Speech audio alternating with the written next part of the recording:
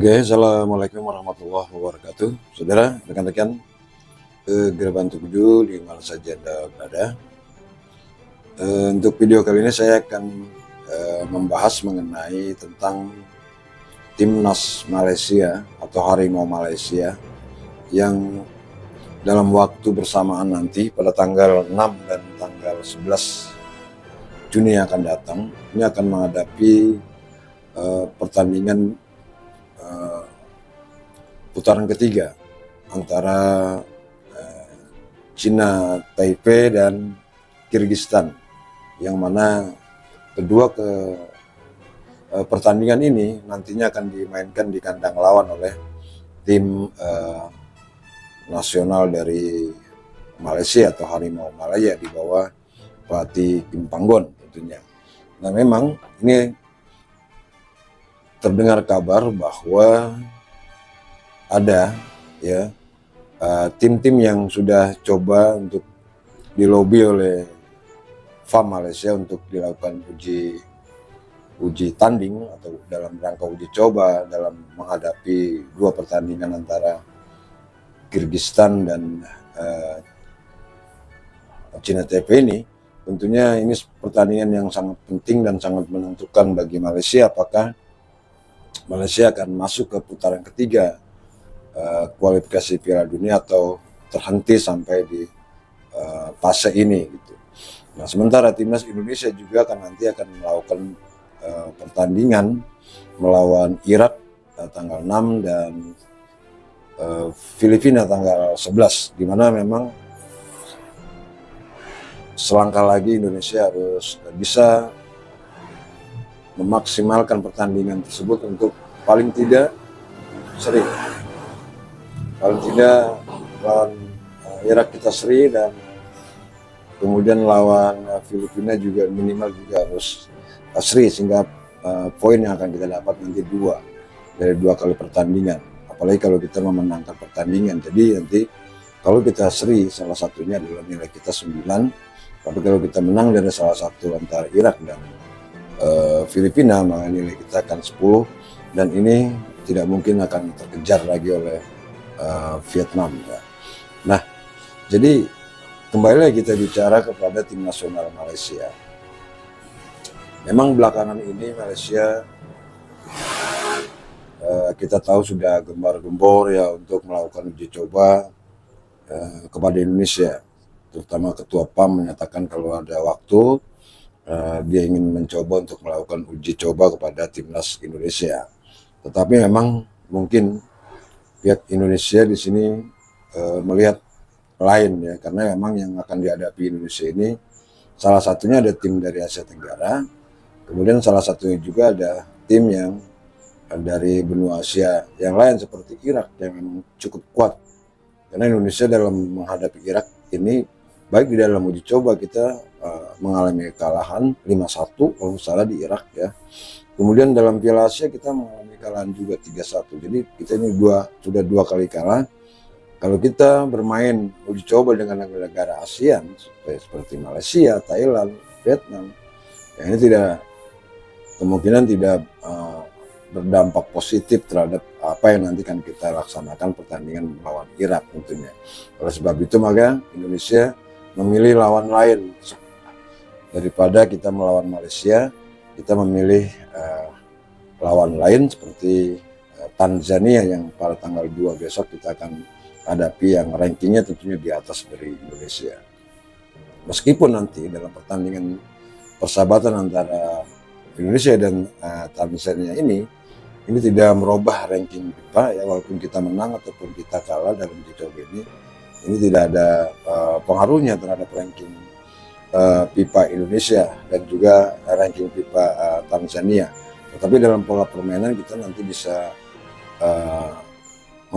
mempelajari sedikit tentang pemain-pemain dari benua Amerika itu ya, atau dari Tanzania itu.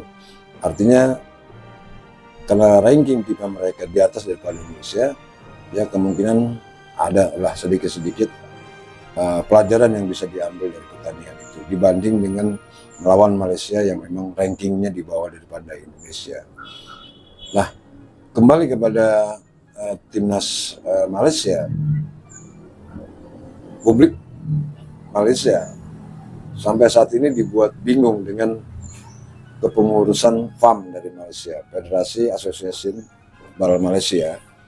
Kenapa mereka tidak berupaya untuk melakukan uji coba dengan tim-tim di atas mereka? Jangan di bawah mereka, ya. Jangan seperti kemarin melawan Papua Nugini dan sebagainya. Itu dia pasti menang, cuma memang pelajaran yang dapat diambil dari pertandingan itu ya nggak, sama sekali tidak ada. Nah, makanya mereka mengajak Indonesia, sedangkan Indonesia lebih mementingkan kepada fase berikutnya. Karena tinggal selangkah lagi Indonesia akan masuk. Jadi kita tidak mau ya digoda seperti itu sama Malaysia, apalagi mainnya di Bukit Jalil katanya. Ya, akibatnya nanti main kita pada cedera atau seperti apa ya. Jadi mungkin Indonesia itu tidak mau. Bukan berarti kita takut ya, tapi dalam pertandingan nanti di piala-piala yang diperebutkan di ASEAN mungkin bisa terjadi ya. Tapi ini pertandingan penting sekali bagi kedua tim, baik Indonesia maupun Malaysia, untuk bisa masuk ke fase berikutnya dalam Piala Dunia. Jadi nggak main-main ya. Makanya kita PSSI mempersiapkan itu semaksimal mungkin dengan mendatangkan pemain-pemain baru dari Eropa. Ya, sedangkan Malaysia kita tahu memang ada dua kendala. Yang pertama adalah pemain-pemain Eropa yang dia coba untuk bisa bermain di tim Malaysia ini kesulitan. Mencari pemain-pemain diaspora yang ada di luar negeri, mereka amat kesulitan. Bahkan ada pemain juga yang tidak mau bergabung karena lebih memilih negara yang saat ini sedang digelutinya, ya, seperti di Belanda dan di Inggris. Ya. Kemudian juga permasalahan Malaysia tidak dapat uji coba ini. Ini membuat kita semua kaget. Ya, kenapa PAM Malaysia kok nyantai gitu ya? Apakah memang mereka sudah ya udah pasrah lah, kita nggak masuk ke ke Piala Dunia, kita nggak usah uji coba ya. Padahal tinggal beberapa hari lagi Malaysia ini akan bermain melawan Kyrgyzstan. Nah, ada kabar berita juga dari yang kita baca di Google ya, ada rencana timnas Malaysia ini akan menghadapi Perak kalau nggak salah, dan Kuala Lumpur FC.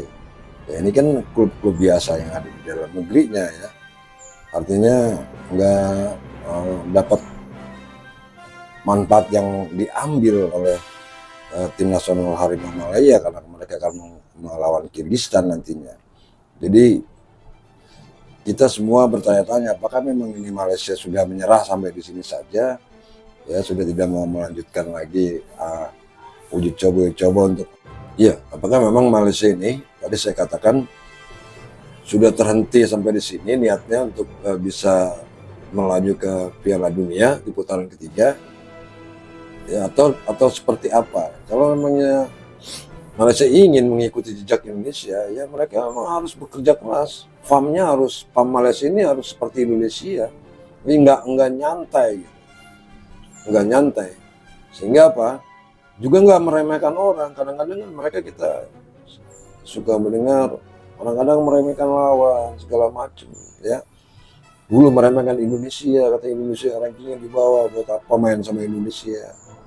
Ya. Padahal itu kesombongan itulah yang saat ini sedang dinikmati oleh orang-orang Malaysia. Kemudian dia tiru Indonesia untuk melakukan naturalisasi, tapi bukan naturalisasi orang-orang Malaysia yang berdarah Malaysia. Jadi orang-orang luar yang datang main di klub-klub Malaysia yang dinaturalisasi. Jadi tidak ada punya ikatan batin, tidak ada punya ikatan darah, semangat dan perjuangan. Seperti itu. Kemudian pula orang-orang yang dinaturalisasi oleh PAM Malaysia ini, oleh pemerintah di Raja Malaysia ini umurnya di atas, sudah tua semua ya. Jadi ya kita lihat saja lah pada tahun 2014 atau 2018 ya, waktu Malaysia lawan Indonesia. Malaysia itu terdiri dari pemain senior, dan Indonesia adalah Pratama Arhan CS yang kemudian bisa memenangkan 4-1 lawan Malaysia, karena mereka pas masuk babak kedua ya sudah fisiknya sudah kedor-doran, staminanya udah nggak bisa bisa bermain lagi dengan pemain-pemain muda Indonesia yang saat ini pemain mudanya menjadi juga pemain senior. Nah, oleh sebab itu maka ini satu kesalahan atau seperti apa Malaysia ini, sehingga memang banyak dari para pemain-pemain naturalisasi ini asal naturalisasi aja gitu. Sehingga dalam setiap turnamen penting ya mereka kesulitan sekali untuk bersaing dengan Indonesia yang sekarang ini mungkin di atas beberapa tingkat daripada Malaysia, di mana memang kita Indonesia ini sedang coba memangkas generasi dari generasi yang biasa kita pakai, kita pangkas demikian rupa dengan mendatangkan pemain-pemain naturalisasi, pemain-pemain yang berdarah punya pertalian batin dengan Indonesia yang mau dipanggil ke Indonesia. Nyatanya alhamdulillah ini mulai berdatangan satu demi satu menyatakan ingin membela timnas Indonesia ini. Bagus ya, dan ini sangat jauh berbeda dengan timnas Malaysia yang mereka sudah menyebarkan orang kemudian mencari pemainnya tidak ada, dan ada tapi tidak mau untuk bergabung dengan timnas Malaysia.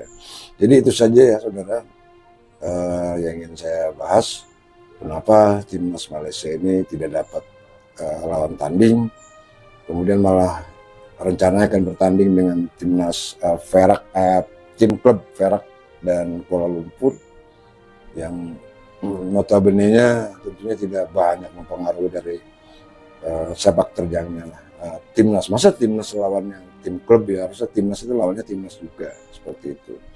Jadi itu saja, bagaimana menurut pandangan Anda, silakan tulis di kolom komentar tentang timnas Harimau Malaya yang tidak dapat uji tanding dalam rangka menghadapi kualifikasi Piala Dunia putaran ketiga ini. Oke, terima kasih. Wassalamualaikum warahmatullahi wabarakatuh.